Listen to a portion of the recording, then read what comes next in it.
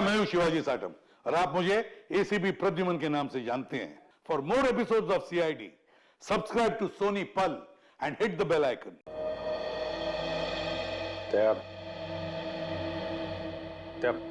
बात तो सुनो मेरी तुम। क्यों? अभी कुछ बचा है कहने के लिए? मैं जानता हूं तुम मुझसे नाराज हो क्योंकि मैंने तुमसे झूठ बोला है, मगर जानते हो क्यों? क्योंकि उस दिन मैंने तुम्हारे चेहरे पे खुशी देखी थी और उस चेहरे पे मैं दर्द नहीं देख सकता था दया, सिर्फ इसलिए मैंने तुमसे झूठ बोला था। तुम मेरे चेहरे पे दर्द नहीं देखना चाहते थे ना, लेकिन तुमने खुशी क्यों छीन ली मेरी? हाँ? तुम जानते थे कि श्रेया से मैं अपने दिल की बात नहीं कह सकता था, मुझ में इतनी हिम्मत नहीं थी, इसलिए मैंने वो सारी बातें उस चिट्ठी में लिख दी और सोचा कि मेरा सबसे अच्छा दोस्त वो चिट्ठी श्रेया तक पहुंचाएगा। मगर इतना सब कुछ हुआ, तुमने वो चिट्ठी उसे नहीं दी। क्यों? तुमने ऐसा क्यों किया मेरे साथ? वो एक्चुअली नहीं, शायद अभिजीत तुम्हारे पास इस बात का जवाब नहीं है। मेरे जवाब की बात नहीं है दया, किसी और का जवाब है जो मैं नहीं दे सकता। किसका जवाब है? मैं नहीं बता सकता दया। अभिजीत, पहेलियों में बातें मत करो, तुम दोस्त हो ना, खुल के बात करो, खुल के बात करो। यार वो बात नहीं है, दोस्ती के लिए तो मैं अपनी जान भी दे सकता हूं। हाँ, झूठ भी बोल सकते हो। क्यों? हाँ, मैंने तुमसे झूठ बोला है, लेकिन तुम्हारे लिए झूठ बोला, तुम्हें तकलीफ ना हो इसलिए झूठ बोला। तो मुझे तकलीफ नहीं हुई? हाँ? मैं खुश हूं, मगर सिर्फ और सिर्फ तुम्हारे वजह से मैं इस तरह से खुश हूं, तुम्हारे वजह से।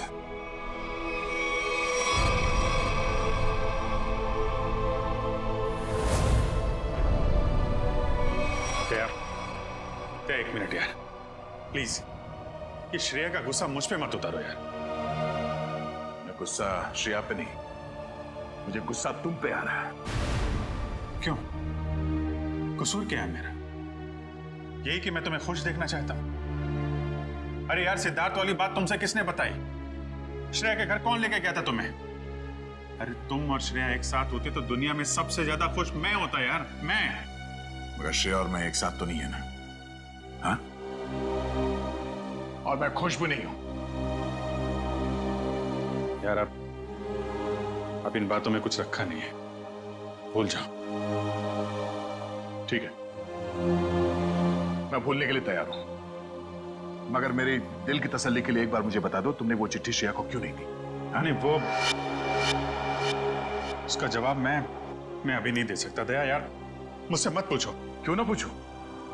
इस एक सवाल का सीधा असर मेरी आने वाली जिंदगी भी पड़ता है और हमारी दोस्ती पे भी। ओ, मतलब अगर इस सवाल का जवाब मैंने नहीं दिया तो हमारी दोस्ती खत्म? मैंने ऐसा नहीं कहा।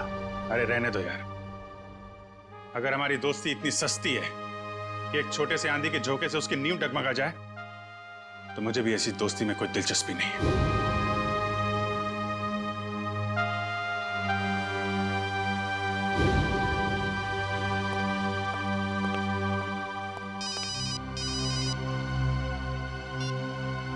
Hello,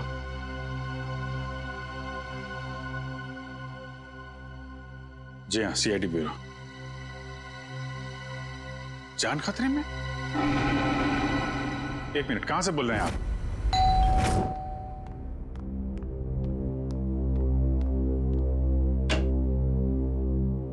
CID? जी हाँ। क्या हुआ आपकी पत्नी के साथ? सर आप बैठिए, मैं सब बताता हूँ। तुम तो कह रहे थे कि तुम्हारी पत्नी मुसीबत में। ये गलत कह रहे हैं। मैं बिल्कुल ठीक ठाक हूँ सर। तुम्हारी हिम्मत कैसे हुई मेरी पत्नी के कपड़े पहनने की? पता नहीं सर इनको क्या हो गया है, बिल्कुल बहकी बहकी सी बातें कर रहे हैं। मिस्टर राहुल, क्या मजाक है ये? अगर आपकी पत्नी ठीक ठाक है तो सीआईडी का वक्त बर्बाद करने से क्या फायदा? सर मैं सीआईडी का वक्त बर्बाद नहीं कर रहा हूँ सर, नम्रता सच में बहुत बड़ी मुसीबत में है। दरअसल कुछ घंटे पहले लगता आ गई।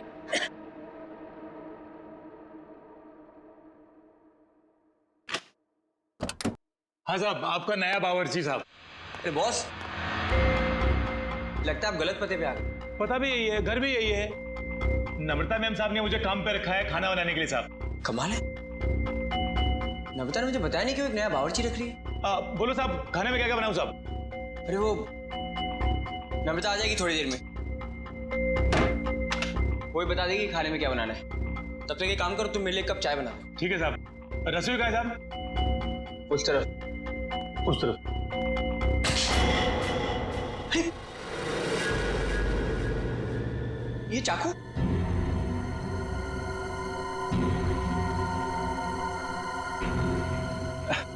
घबराइए मत साहब, इससे मैं फल काटता हूँ, भाजी काटता हूँ साहब, और मांस भी काटता हूँ साहब। ठीक ठीक, तुम जाओ चाय बनाओ। हाँ, जाता हूँ साहब, चाय बनाता हूँ साहब।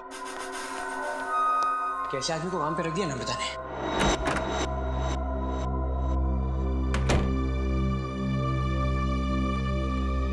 अरे क्या साहब, डर गए क्या? ऐसे अचानक सामने आ गए तो कोई भी डरेगा ही ना। ये लो साहब, आपकी कॉफी। मैंने चाय बोली थी। क्या साहब, आपने कॉफी तो मंगाया था साहब, वही लाया हूँ साहब। अरे यार, मैंने चाय बोली थी। अरे कैसे बदतमीजी से बात कर रहे हो तुम? अरे एक तो गलती कर रहे हो, ऊपर से बदतमीजी से बात कर रहे हो मेरे साथ। कैसा आदमी रख दिया है। सॉरी डार्लिंग, आने में थोड़ी देरी होगी।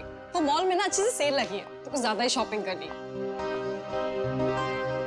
एक्सक्यूज मी, कौन है आप? और यूं घर में कैसे घुसे चली आ रही है? अच्छा जी, मैंने कुछ ज्यादा खर्चा कर दिया तो इसलिए तुम अपनी पत्नी से ऐसे बात करोगे? पत्नी? कौन हो तुम? और नम्रता कहाँ है? तुम्हारे सामने। अच्छा, अब समझ में आया।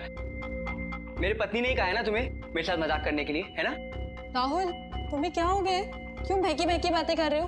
बहुत हो गया ये बकवास। हाँ, कहाँ है नम्रता? मैं अभी नम्रता को फोन करता हूँ।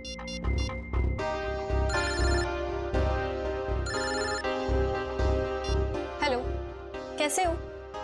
अब यकीन हो गया? बहुत हो गया ये बकवास, बहुत हो गया मजाक। कहाँ है नम्रता? बताओ मुझे, नम्रता कहाँ है?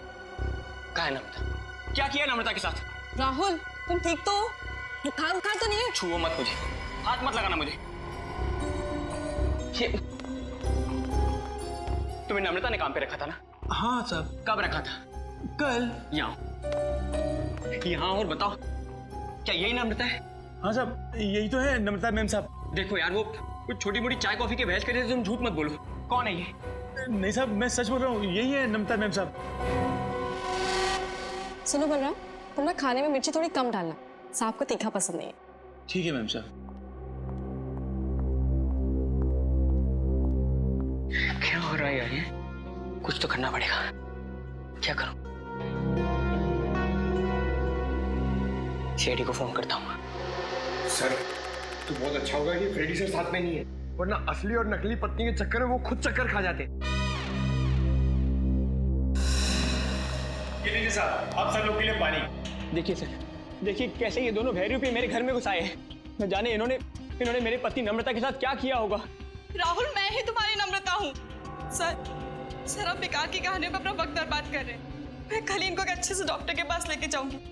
माफ कीजिएगा सर, जो परेशानी आपको हमारी वजह से हुई।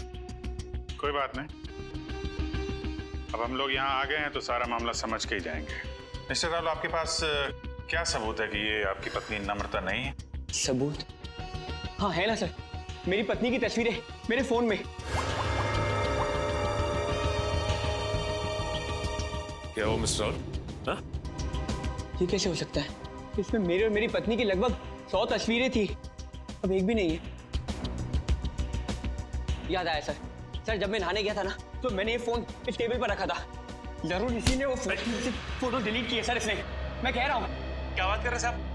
मैं इतना महंगा फोन कभी इस्तेमाल ही नहीं किया साहब। फोटो कैसे निकालेगा साहब? सर ये झूठ बोल रहा है सर, इसी ने फोटो डिलीट की है। एक मिनट, अगर मोबाइल में फोटो नहीं है तो फिर शादी की तस्वीरें तो होगी ना आपके शादी के एल्बम में? है ना सर, पूरा एल्बम है, मैं अभी लेकर आता हूँ।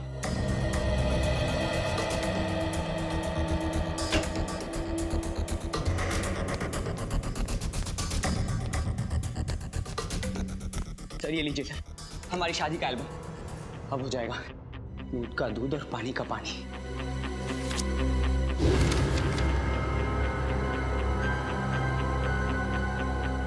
आपका कहना है कि ये आपकी बीवी नम्रता नहीं है? जी सर, ये मेरी पत्नी नहीं है।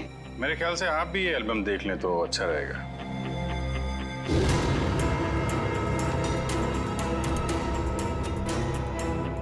ये कैसे हो सकता है सर?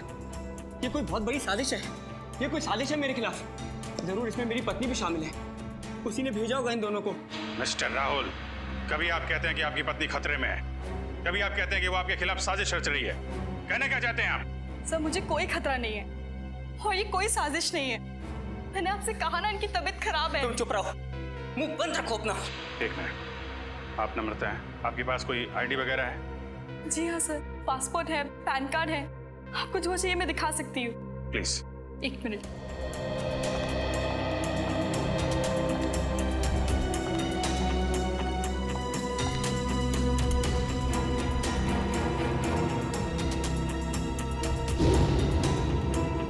नम्रता, आईडी के हिसाब से तो यही नम्रता है। सर ये भी तो हो सकता है कि इस लड़की का नाम भी नम्रता हो और इसी बात का फायदा उठाकर ये मेरी पत्नी की जगह लेना चाहती हो। सर नाम एक हो सकता है लेकिन जन्मदिन 19 अगस्त 1986। जन्मदिन का भी एक होना ये बहुत ही बड़ा सहयोग है। क्यों राहुल? अच्छा ये बताइए कि आपकी पत्नी का जन्मदिन भी क्या इसी दिन आता है? हाँ सर, तारीख तो वही है पर ये सहयोग भी तो हो सकता है ना सर। ये संयोग है, वो संयोग है। मिस्टर राहुल, हम आपकी बात पे यकीन करें तो करें कैसे और क्यों? सर मैं सच कह रहा हूँ सर, ये झूठ बोल रही है। तुम नम्रता हो ना, तो ये बताओ कि हमारी शादी की सालगिरह कब है? बताओ ना, हमारी शादी की सालगिरह कब है? देखा सर, ये नहीं जानती है, ये झूठ बोल रही है। बताओ ना, हमारी शादी की सालगिरह कब है? 14 फरवरी। सर राहुल मुझसे बहुत प्यार करते हैं। वैलेंटाइंस डे पे गोवा में हमने शादी की थी। सर ये पूरी तैयारी कर कर आई है। इसने मेरे पत्नी से ये सब पहले ही पूछ लिया होगा। कोई और सवाल पूछ के देखो। हाँ, ये बताओ कि तुमने चॉकलेट कहाँ छिपाई? चॉकलेट? ये चॉकलेट का क्या चक्कर है? सर मुझे डायबिटीज है पर फिर भी मुझे चॉकलेट खाना पसंद है। इससे नम्रता अक्सर मेरी लाई हुई चॉकलेट छिपा देती है, जो बात इसे नहीं पता। अगर तुम नम्रता हो तो बताओ कि तुमने चॉकलेट कहाँ छिपाई है? बताओ, तुमने चॉकलेट कहाँ छिपाई?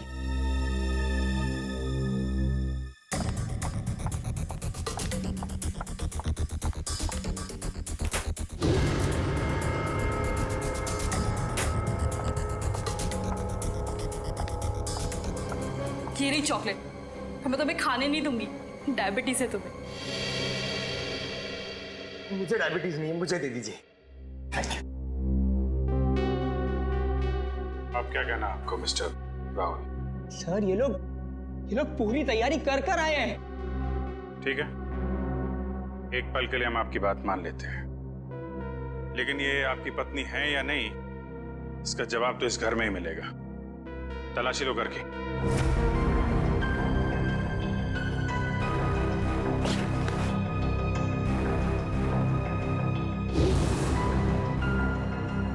एक काम कीजिए, आप लोग अपने माता पिता को यहाँ बुलाइए, अभी पता चल जाएगा। सर मेरे माँ बाप तो दुनिया में नहीं रहे। सर मेरे भी नहीं है।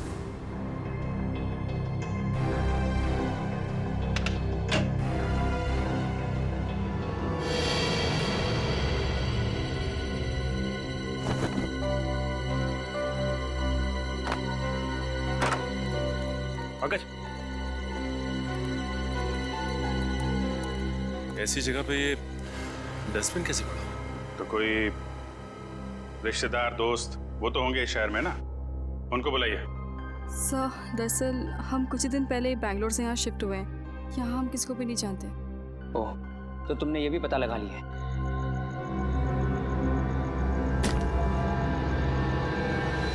सर!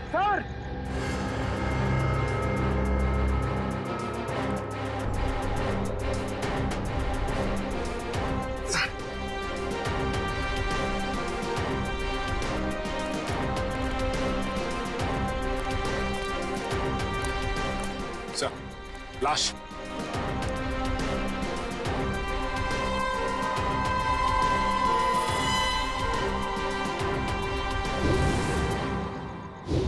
सर ये लाश मेरे घर में ये कौन सा खेल खेल रहे हो तुम राहुल? पहले पति पत्नी का झगड़ा सुलझाने के लिए यहाँ बुलाया, फिर तुम्हारे घर से एक लाश निकली है। किसकी लाश है ये? सर मुझे कुछ नहीं पता सर। सर मैं इसे जानता भी नहीं। सर मैं भी इसे नहीं जानती। तुम जानते हो? नहीं साहब, मैं नहीं जानता उसको। ये देखिए सर, यहाँ इसके सीने पे गोली मारी और इसके गले पे खरोच का निशान भी है। घाव तो बिल्कुल ताजे हैं, लगता है कुछ घंटों पहले इसे मारा गया है। कोई आईडी वगैरह मिली? एक मिनट।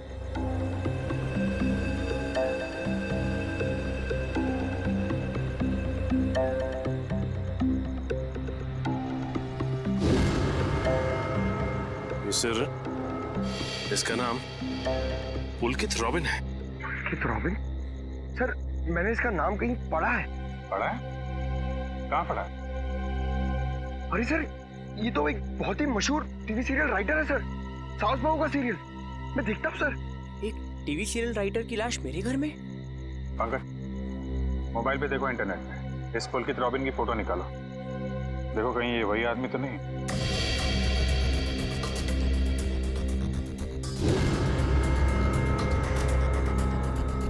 ये तो वही है सर, ये मर गया। अरे वो शो का क्या होगा? मैं तो हर एपिसोड देखता था। अभी अभी एक नया अच्छा ट्रैक चालू हुआ था। सर मैं तो ये सब में फंस नहीं जाऊंगा ना सर? मिस्टर राहुल, तुम्हारे घर से एक लाश मिली है, लाश। जब तक खूनी पकड़ा नहीं जाता आप सब लोग हिरासत में रहेंगे। सचिन, घर सीज कर दो और इस पुलकित रॉबिन का एड्रेस निकालो। अब राधिका समीर से कहेगी दूर हो जाओ मेरी नजरों से, मैं तुम्हारी शक्ल भी नहीं देखना चाहती। समीर राधिका की नजरों से दूर हो ना हो, लेकिन हम सीआईडी वाले आपकी नजरों से दूर नहीं होने वाले। सीआईडी? और मेरे घर में? जी, वैसे आप राइटर्स लोगों का काम बहुत मुश्किल होता है ना, इतना पेचीदा ताना बाना बनना पड़ता है, कभी कहानी का, कभी किरदारों का और कई बार खून का। दरअसल मैं समझी नहीं, आप लोग यहाँ क्यों आए हैं? दरअसल हम आपसे खून के बारे में पूछताछ करने आए, मगर अगर आप चाहें तो अगले हफ्ते देविका के साथ शो में क्या होने वाला है ये हमें बता सकती हैं, क्योंकि पुलकित जी तो रहे नहीं। क्या पुलकित सर का खून हो गया? कब और कैसे? ये तो अब आप ही बता सकती हैं। मैं? मुझे कुछ नहीं पता। इतनी भोली बनने की जरूरत नहीं है आपको। हम पुलकित के घर से आ रहे हैं। पुलकित की पत्नी ने बताया कि आप पुलकित की असिस्टेंट हैं। और कल शाम वो आपसे मिलने के लिए ही घर से निकले थे, मगर वापस पहुंचे ही नहीं। ये बात सच है, मैं और पुलकित सर कॉफी शॉप में मिलने वाले थे, लेकिन वो वहाँ पहुंचे ही नहीं। कौन सी coffee shop? IG coffee shop. वही जो बैरिक्स रोड पे? हाँ जी वही। मगर पुलकित की लाश हमें मिली सृष्टि नगर में, और ये बैरिक्स रोड सृष्टि नगर से बहुत दूर है। तो इसका मतलब ये है कि तुमने पुलकित को कॉफी शॉप पर बुलाया, उसके बाद उसे बहला फुसलाकर तुम सृष्टि नगर ले गई और वहां तुमने उसका खून कर दिया। नहीं, ये बात गलत है। मैं ऐसा क्यों करूंगी? क्योंकि तुम पुलकित से जलती थी और तुम पुलकित की जगह लेना चाहती थी, इसलिए तुमने पुलकित का खून कर दिया। ये सब झूठ है। मैं 8 बजे से लेकर 11 बजे तक उनका इंतजार करती रही, पर वो वहां पर पहुंचे ही नहीं। मैं घर वापस आ गई क्योंकि उनका फोन भी नहीं लग रहा था। आपकी बात में कितनी सच्चाई और कितना झूठ, ये बहुत जल्द पता लग जाएगा। आप हमारे साथ चलिए। मगर कहाँ? ये सब क्या है? आप लोग हमें यहाँ क्यों लाए हैं? कोई कुछ बता क्यों नहीं रहा है हमें? एक मिनट, शांत हो जाए मैडम, सब कुछ पता चल जाएगा। मैं पुलकित की पत्नी हूँ और आप मुझ पर भी शक कर रहे हैं। हम किसी पर शक नहीं कर रहे, हम अपनी ड्यूटी कर रहे।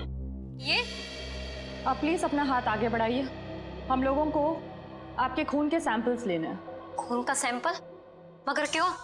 क्योंकि पुलकित की गर्दन पर हमें कुछ खरोंच के निशान मिले हैं और उस खरोंच में नेल पॉलिश के ट्रेसेस हैं। इसका मतलब साफ है, पुलकित के खून में किसी लड़की का हाथ है। लाइए हाथ आगे कीजिए। फिलहाल इस केस में लड़कियां सिर्फ आप तीनों ही। सर आप लोग खूनी को ढूंढने में इतनी मेहनत करें, प्लीज मेरे पत्नी को भी ढूंढिए ना। न जाने नम्रता किस हाल में होगी, कहाँ होगी। फिर वही बात राहुल, कब तक खेलोगे ये खेल? और मैं एक बार नहीं बार बार कह चुकी हूँ कि मैं ही तुम्हारी नम्रता हूँ। चुप हो जा तुम, कितना झूठ बोलोगी? क्या चाहिए तुम्हें? पैसे चाहिए ना? कितने पैसे चाहिए तुम्हें मेरे घर और मेरी जिंदगी से जाने के लिए? क्या? मैं और पैसे? कैसी बात कर रहे हो तुम राहुल? मिस्टर राहुल, आपके पास आपकी पत्नी का फोटो नहीं है, चेहरा तो याद है, कम से कम उनका स्केच तो बनवा सकते हैं। जी सर, जरूर। ये बाल आगे से, हाँ यहाँ से थोड़े और लंबे। सर, हमारे क्रिमिनल डेटाबेस में इस बावर्ची का कोई रिकॉर्ड नहीं है। देखा साहब, मैं बोल रहा था ना साहब, मैं एकदम निर्दोष है साहब, मुझे जाने दो ना साहब। ठीक है, तुम जा सकते हो, मगर याद रख तुम शहर से बाहर नहीं जाओगे और जब भी बुलाया जाए ब्यूरो आ जाना। ठीक है। पता नहीं किसका स्केच बनवा रहे हैं ये, मैं तो यहाँ बैठी हूँ। Sir. Okay, thank you Paresh. तो राहुल, स्केच ठीक बना? हाँ सर, बिल्कुल यही है मेरी पत्नी नम्रता। और मैं कौन हूँ? इसकी सौतन? पता नहीं सर किस लड़की का चेहरा है ये, किसका चेहरा बनवाया इन्होंने, मुझे तो समझ में नहीं आ रहा। किसकी नजर लगी है हमारी हंसती खेलती जिंदगी को। सर इसके आंसू पे मत जाइए, ये मगरमच्छ के आंसू है। ये इन्हें हथियार बना के मेरे खिलाफ इस्तेमाल करना चाहती है, मुझे फंसाना चाहती है सर। राहुल, अगर तुम्हें मेरे साथ नहीं रहना तो साफ साफ कह दो ना, मैं तुम्हें डिवोर्स दे दूंगी। पर ये सब ड्रामा करने की क्या जरूरत है? सर ये पुलकित के कॉल रिकॉर्ड्स हैं। उसने जेनिफर के साथ में शाम को 5 बजे बात की थी और ठीक 1 घंटे बाद उसे लैंडलाइन नंबर से फोन आया था सर। अच्छा, ये लैंडलाइन नंबर है किसका, कुछ पता किया? हाँ sir, Bhavesh imports and exports नाम है कंपनी का। क्या कहा आपने? Bhavesh imports and exports? हाँ, क्यों? आप इस कंपनी के बारे में जानती हैं? हाँ सर, मैं जानती हूँ। राहुल इसी कंपनी में तो काम करते हैं। आप लोग मेरी तरफ इस तरह क्यों देख रहे हैं? मैंने उसे फोन नहीं किया है सर, मैं तो उस पुलकित को जानता तक नहीं हूँ। बुधवार शाम 6 बजे तुम अपने ऑफिस में थे या नहीं? 6 बजे ठीक तरह याद तो नहीं आ रहा, पर शायद तब तक मैं ऑफिस से निकल गया था सर। देखो राहुल, शायद से तो काम नहीं चलेगा। सर अगर आप लोगों को मेरे पे विश्वास नहीं है तो आप लोग मेरे ऑफिस चल के पूछताछ कर सकते हैं। ठीक है, तो चलकर पूछताछ कर लेते हैं तुम्हारे ऑफिस में, और ये भी पता कर लेते हैं कि जो स्केच तुमने बनाया है ऐसी कोई लड़की है भी या नहीं। एक बार शर्मा जी बस पहुंचा दीजिए, मैंने चेक कर लिया। उन्हें बोलिए टेंडरिंग का प्रोसेस चालू था। अरे राहुल, तुम यहाँ पर इस वक्त और आज ऑफिस नहीं है? और ये लोग कौन है? सर ये लोग सीआईडी से। सीआईडी? जी सर। क्या बात है, बताओ। क्या बताऊं सर, मैं एक बहुत बड़ी मुश्किल में फंस गया हूँ। कैसी मुसीबत? लाश मिली इनके घर के बैकयार्ड से। व्हाट? ये मैं क्या सुन रहा हूँ?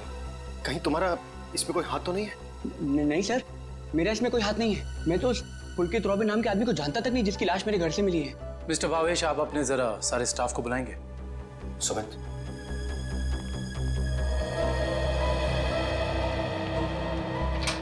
सुनो, सबको बॉस अंदर बुला रहे हैं।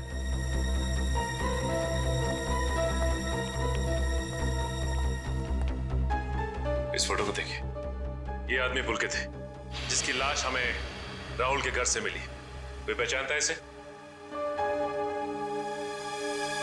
जरा ध्यान से देखिए, टीवी सीरियल लिखते थे।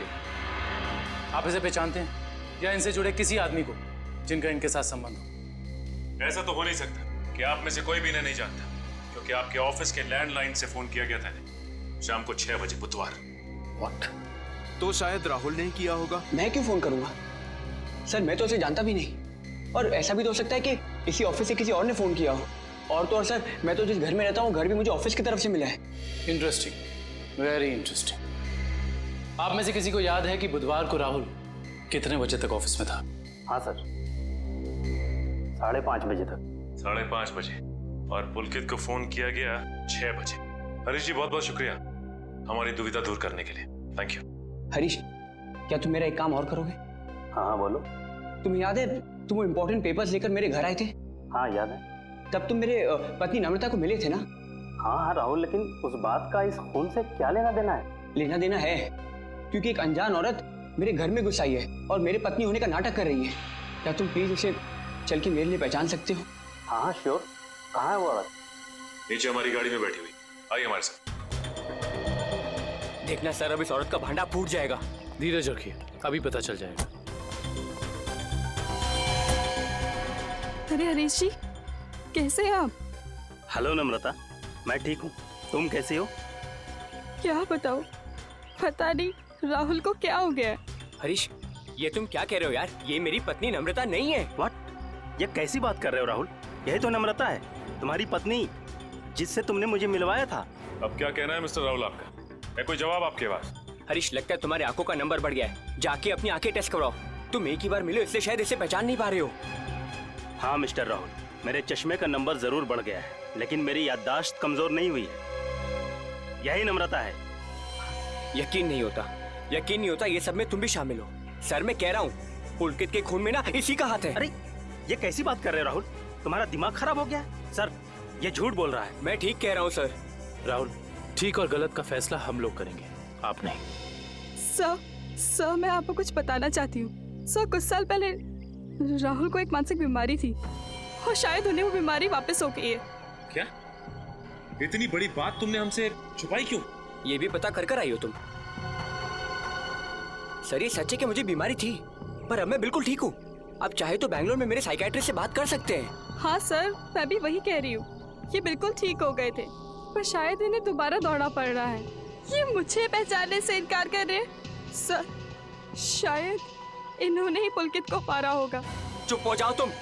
एक तो मेरी बीवी को गायब कर दिया, ऊपर से मेरे पे झूठा इल्जाम लगा रही है। मैं इसे जान से मार दूंगा। पीछे हो। क्या बिगाड़ा है मैंने राहुल तुम्हारा? सर प्लीज राहुल को अपनी कस्टडी में ले लीजिए सर। देखिए ना, अपनी पत्नी को दिन दहाड़े जान से मारने की धमकी दे रहा है ये। पुलकित का खून राहुल ने किया है या किसी और ने, इसका पता तो हम लगा ही लेंगे, मगर ऐसा तो हो नहीं सकता कि पुलकित को मरते हुए किसी ने देखा या सुना ना हो। उस मोहल्ले के लोगों से पूछताछ करनी होगी। सर आसपास के सभी घरों में हमने पूछताछ कर ली है, बस ये एक आखिरी घर बाकी है। चलो यहाँ पे भी पूछ के देखते हैं। संभल के।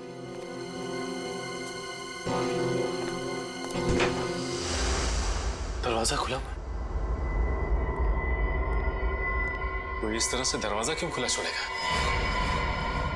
और यहाँ ये कैमरा कैसे? इधर भी।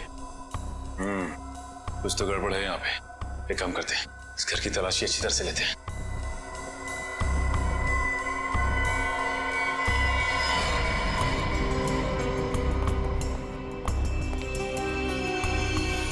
सर जल्दी आइए।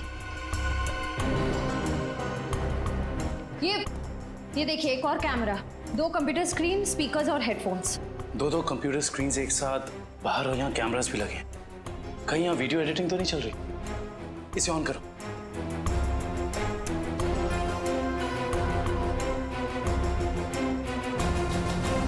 हाँ साहब, आपका नया बावर्ची साहब। लगता है आप गलत पते पे आ गए। नम्रता मैम ने मुझे काम पे रखा है खाना बनाने के लिए।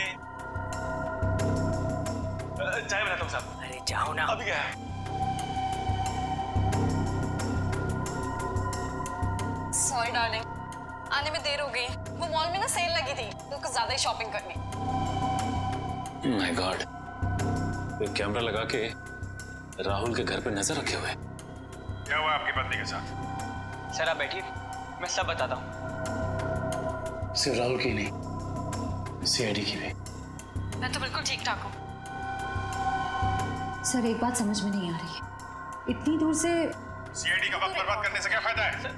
मगर ये आवाज इतनी क्लियर कैसे आ रही है? मैं भी आया। सर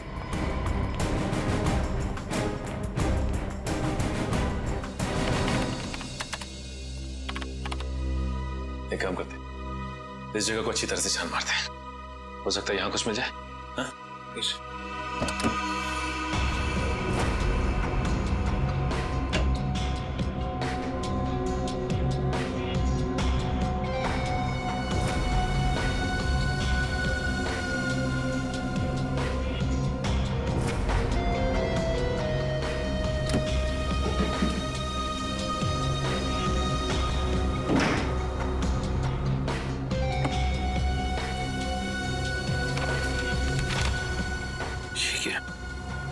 क्या हुआ सर?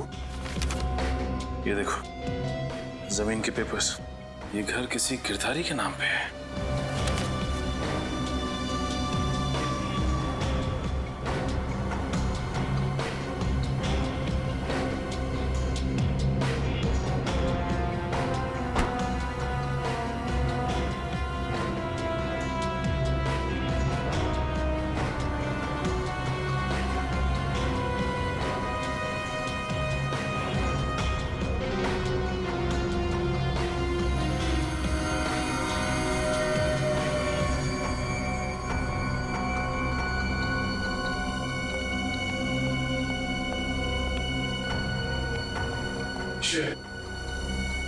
तुम्हारे सारे सवालों का जवाब ये माइक है, जो मुझे राहुल के घर से मिला।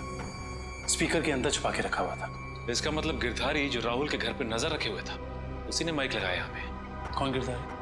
अरे दुष्यंत, ये घर के कुछ पेपर्स मिले जिसमें लिखा है कि गिरधारी इस घर का मालिक है। आप लोग सुंदर जी के मेहमान हैं? तुम कौन हो? जी मैं तो यहाँ पर किराए पर रहता हूँ, पर आप लोग कौन हैं? हम लोग सीआईडी से। सीआईडी? जी हाँ, सीआईडी। देख के लगता है कि तुम कहीं बाहर से आ रहे हो।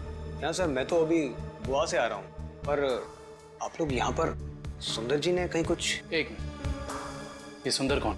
सर जब मैं यहाँ से जा रहा था तो मैंने ये घर सुंदर नाम के एक अंकल को किराए पर दिया था। क्या बात, तुम खुद यहाँ पे किराए पे रहते हो और ये घर तुमने किसी को किराए पे दे दिया? सर मैंने सोचा कि गोवा जाने का खर्चा निकल आएगा सर, इसलिए। और गिरधारी जी जिनका ये घर है, वो कहाँ? सर वो तो लंदन में रहते हैं सर, साल में सिर्फ एक बार ही इंडिया आ पाते हैं। ओह, उसी का फायदा उठा रहे हो तुम? ये कंप्यूटर कैमरास तुम्हारे? नहीं सर, ये सब मेरा नहीं है सर। झूठ बोल रहे हो तुम राहुल के घर पे नजर रखे हुए थे, जासूसी कर रहे थे उस पे। जासूसी? सर मैं राहुल के ऊपर जासूसी नहीं कर रहा था सर। देखो हमने रिकॉर्डिंग देख ली है, सच सच बताओ। मैडम मैं तो कॉलेज में पढ़ता हूँ, इतनी सारी महंगी चीजें मैं कहाँ से लाऊंगा? तो फिर ये सारी की सारी चीजें किसकी है? उस आदमी की जिसे तुमने किराए पे रखा हुआ, सुंदर? सर हो सकता है सर। नंबर दो सुंदर का। सर पिछले हफ्ते गोवा में मेरा मोबाइल चोरी हो गया था, तो तुम्हारे सारे नंबर्स चले गए? जी। बहुत अच्छा बहाना है। अपना मोबाइल नंबर दो, सुंदर का नंबर हम तुम्हारे मोबाइल रिकॉर्ड से निकाल लेंगे। सर सालुंके सर की डीएनए रिपोर्ट आ गई है। पुलकित के खरोचों में जो नेल पॉलिश के अंश मिले थे वो ना ही नम्रता के थे, ना ही संजना के और ना ही जेनिफर के। मतलब इस केस में कोई और औरत भी शामिल है? सर हो सकता है वो स्केच वाली औरत हो जिससे राहुल अपनी बीवी कह रहा है। हो सकता है। जब तक हमें उस औरत के बारे में कुछ पता नहीं चल जाता, कुछ कह नहीं सकते। क्या हुआ, उस नेल पेंट के बारे में कुछ पता चला क्या?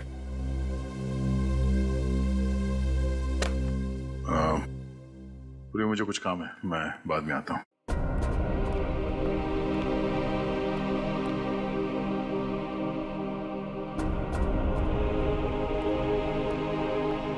सर जतिन के फोन रिकॉर्ड्स चेक करिए, सुंदर का नंबर तो नहीं मिला, मगर किसी मनीष नाम के आदमी का नंबर मिला है। करता क्या है मनीष? सर कैमरास और रीडिंग मशीन किराए पे देता है। मनीष? इस मनीष से मिलना पड़ेगा। सर यही है वो सुंदर अंकल जिन्हें मैंने अपना घर किराए पे दिया था। कौन सुंदर? मैं मनीष हूँ। गलत बात है मनीष जी, आप इतने महंगे कैमरा इक्विपमेंट्स ऐसे ही खुले घर में छोड़ा है? इन्हें तो अरेस्ट करना होगा। बिल्कुल।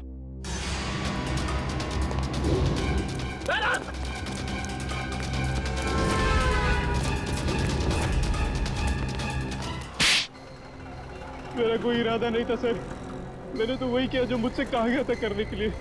जिसने मेरे दुकान से कैमरा और एडिटिंग मशीन किराए पे लिया था, उसी ने मुझसे कहा था ये सब करने के लिए। जिसने तुमसे कैमरा किराए पर लिया, उसी ने तुमसे घर भी किराए पर लेने को कहा? जी सर, उसी ने मुझसे कहा था कि कैमरा इस तरह से फिट करूं कि सामने वाले घर का सारा नजारा दिखना चाहिए। अब तो मिलना पड़ेगा इस इंसान से। है कौन ये जनाब? जी कहिए। जी हम लोग सीआईडी से। सीआईडी? आइए। भावेश का कुछ पता चला क्या? भावेश का पता चला मतलब? हम लोग तो भावेश से ही मिलने आए। लेकिन वो तो कल से घर नहीं आए, उनका फोन भी नहीं लग रहा है। क्या कल से घर नहीं आए? आपने पुलिस में रिपोर्ट लिखवाई? मैंने रिपोर्ट लिखवाई थी, लेकिन उन्हें भी कुछ पता नहीं चल पा रहा है। सर लगता है उन्हें पता चल गया होगा कि हम आने वाले हैं, इसलिए।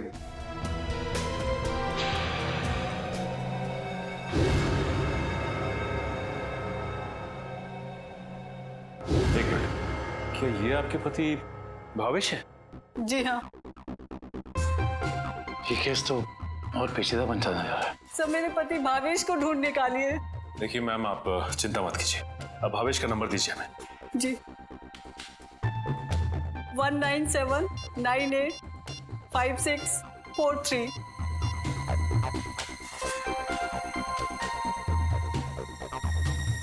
भावेश का फोन तो ऑफ आ रहा है। पंकज, भावेश के फोन के IMEI नंबर से पता करो, कि उसका मोबाइल इस वक्त कहाँ है।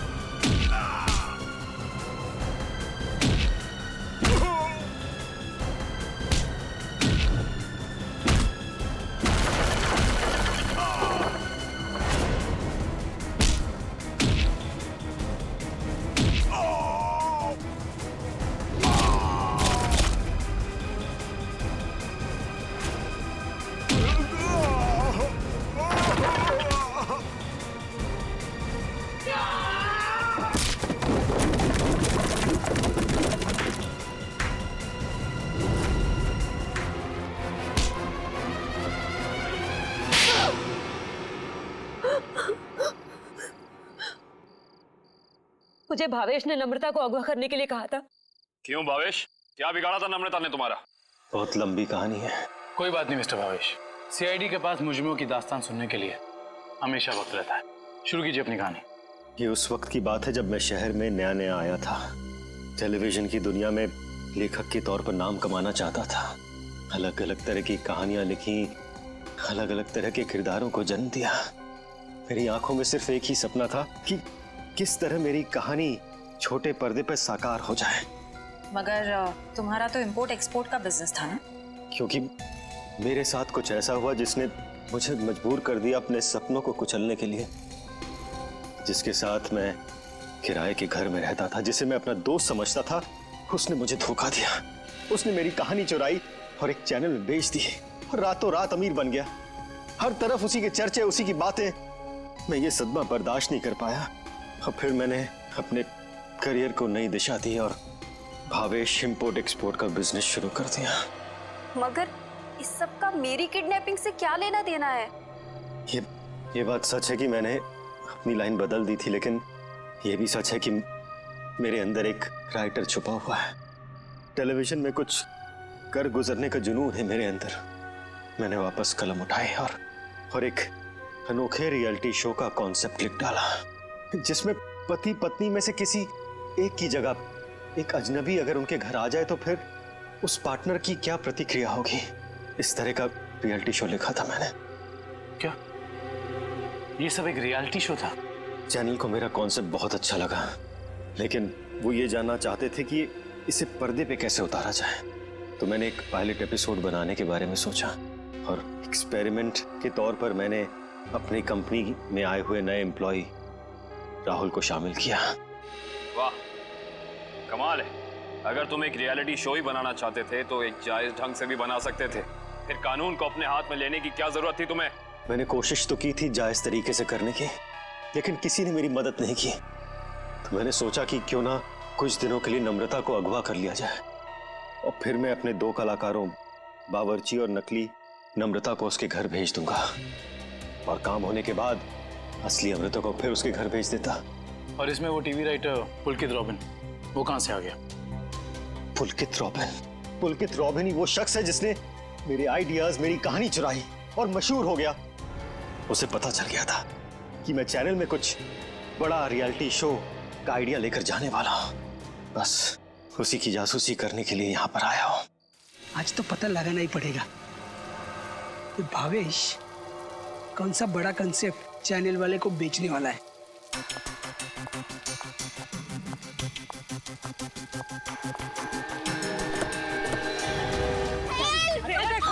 छोड़ो उसको! क्या कर रहे हो तुम लोग? बेवजह मारा गया। छोड़ दो मुझे। मैं इसको लेकर जाती हूँ, तुम इसको ठिकाने लगाओ।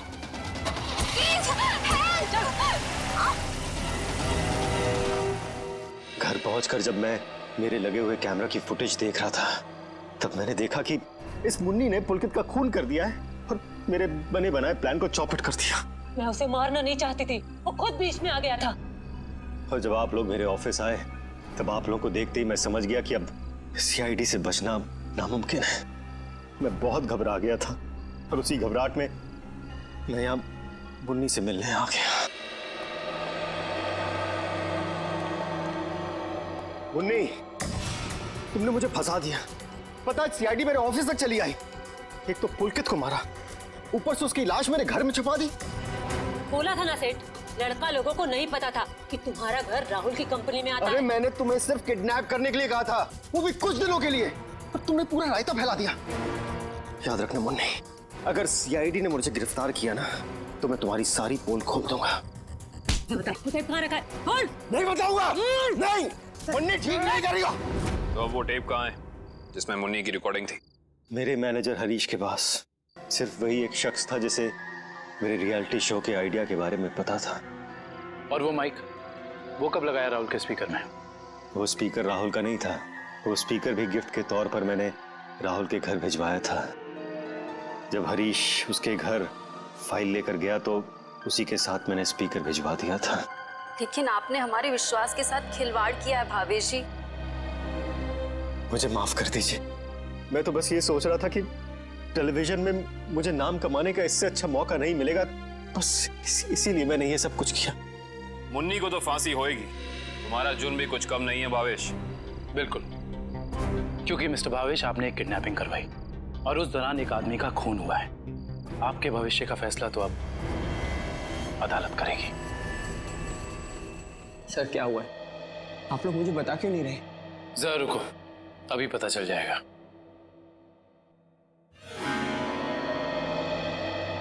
राहुल। राहुल। नम्रता, तुम ठीक तो हो? तुम ठीक हो ना? हाँ, मैं ठीक हूँ। थैंक गॉड तुम आ गई। थैंक गॉड तुम वापस आ गई। मुझे तो लगा था मैंने तुम्हें हमेशा हमेशा के लिए खो दिया है। हाँ, मुझे भी ऐसे ही लगा था। मुझे तो उम्मीद भी नहीं थी कि मैं कभी तुम्हारे पास जिंदा लौट कर भी आऊंगी। वो तो अच्छा हुआ कि सही वक्त पर सीआईडी वाले आ गए, जिन्होंने हमें फिर से मिला दिया। तुम दोनों मुझे माफ कर देना। मुझे नहीं पता था कि मेरी एक्टिंग चीजों को इतनी गलत दिशा में ले जाएगी। एक्टिंग? मैडम, माना कि भावेश जी ने आपको वहाँ एक एक्टिंग असाइनमेंट के लिए भेजा था, मगर लाश देखने के बाद और सीआईडी की कस्टडी में होने के बावजूद आपने हमें सच क्यों नहीं बताया? क्योंकि सर, उन्होंने मुझसे कहा था कि कितनी भी टेढ़ी स्थिति क्यों ना आ जाए, मैं अपना काम करना ना छोड़ूं, एक्टिंग ना छोड़ूं। इसलिए मुझे लगा कि वो नाश भी लगती है और सीआईडी भी सब बस रियलिटी शो का हिस्सा है। वाह, और आप अपनी एक्टिंग के चौके छक्के की बारिश करते रही। मुझे माफ कर दीजिएगा सर। और आपको तो पता है ना कि एक नए एक्टर के लिए टीवी और फिल्मों की दुनिया में पाँव जमाना कितना मुश्किल है। इसलिए मैं कोई गलती करना नहीं चाहती थी, इसलिए मैं एक्टिंग करती रही। अब आप लोग मुझे जो सजा देना चाहें मुझे मंजूर है। सर रहने दीजिए ना सर, अब मुझे मेरी नम्रता मिल गई और आप लोगों ने भी असली मुजरिम को पकड़ लिया है। गलती तो उन्होंने की है, तो इन्हें सजा भी मिलेगी, लेकिन इन्हें क्या सजा मिलेगी ये अदालत तय करेगी। फिलहाल आप दोनों जा सकते हैं। Thank you sir, thank you so much.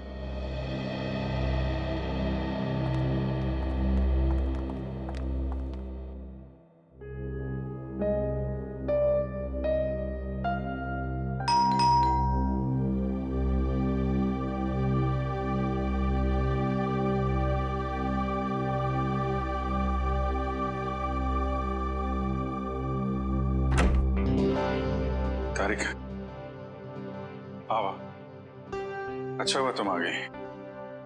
सब ठीक है ना अभिजीत? नहीं, इस वक्त बुलाया इसलिए पूछ रही थी। नहीं, वो एक्चुअली मुझे तुमसे कुछ जरूरी बात करनी थी। कितने परेशान लग रहे हो, क्या बात है? एक्चुअली समझ नहीं पा रहा हूँ मैं तुमसे कैसे बताऊं। मैं समझ गई। दया के बारे में ना? मैं जानता हूँ ये सुनकर तुम्हें बहुत धक्का लगेगा, और इससे पहले मेरी हिम्मत जवाब दे जाए, मैं तारिका, जब एसीपी साहब यहाँ वापस आएंगे तो मैं उनसे कहने वाला हूँ वो मेरा ट्रांसफर कर दें। क्या? ट्रांसफर? आई एम सॉरी तारिका, मैं और बर्दाश्त नहीं कर सकता। मेरे और दया के बीच में जो कुछ चल रहा है, मैं अभिजीत, लेकिन दया तो तुम्हारा दोस्त है ना? हाँ, लेकिन अब दोस्ती रही कहाँ? ऐसे क्या, दोस्तों के बीच में तो ऐसा होता रहता है, ऐसी छोटी मोटी गलतफहमी, ऐसे झगड़े। इसका मतलब ये थोड़ी कि एक दोस्त ऐसे मुंह मोड़ के निकल जाए। तारिका, मैं जान दे सकता हूं मैं उसके लिए, वो बात नहीं है, लेकिन ये सब मैंने सपने में भी नहीं सोचा था कि हमारी दोस्ती इस मुकाम तक पहुंच जाएगी। मैंने फैसला कर लिया है, मैं यहां से चला जाऊंगा।